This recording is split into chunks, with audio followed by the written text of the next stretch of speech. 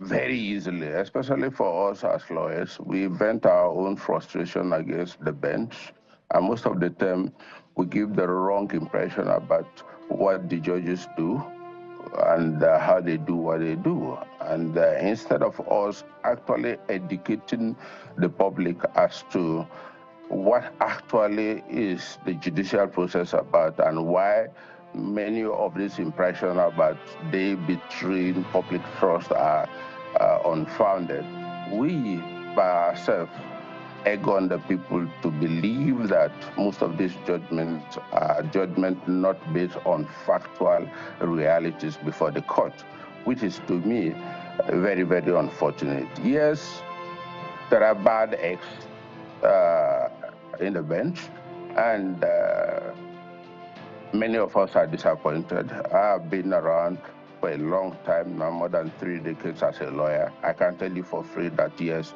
I've experienced very, very sorrowful experiences with some of the members of the bench. But I have always said this, and I will repeat it without any apology to my colleagues, as between the bar and the bench is better in terms of moral content and in terms of doing what they are supposed to be doing. More of the corruption that you see being talked about the bench, most of the time, the drivers of it are members of the bench, especially for us, the senior members of the bench.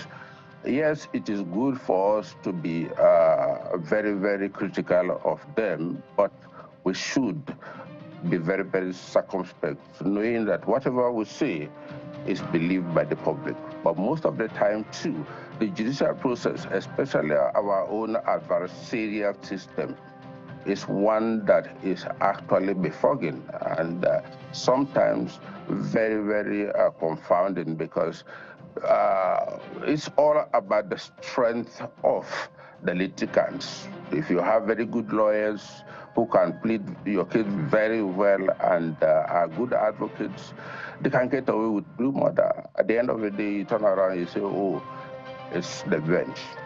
Most of these accusations, I can tell you, are unfair. And I'm not surprised that the CJN is really making the call that it's calling.